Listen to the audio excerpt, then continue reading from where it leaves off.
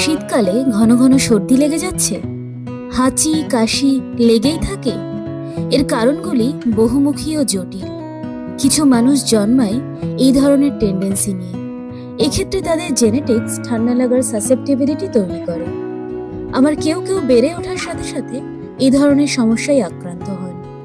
শীতকালে বাতাসের আর্দ্রতা অনেক কম থাকে। এই শুষ্ক বাতাস আমাদের রেসপিরেটরি ট্র্যাক্টের মিউকাস মেমব্রেনকে ড্রাই করে দেয়।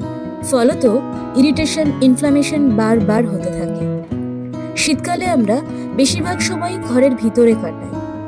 যেখানে বাতাসের সঞ্চালন সীমিত, সেখানে ভাইরাস, ব্যাকটেরিয়া ছড়িয়ে পড়ার সম্ভাবনা বেড়ে যায়। এছাড়া এই সময় পিপাসা কম থাকে, ফলত জল অনেক কম খায়, যা শরীরকে আরো শুষ্ক ও ডিহাইড্রেট করে তোলে। আমাদের ইমিউন সিস্টেম দুর্বল হয়ে পড়ে এবং সহজেই সর্দি লেগে যায়।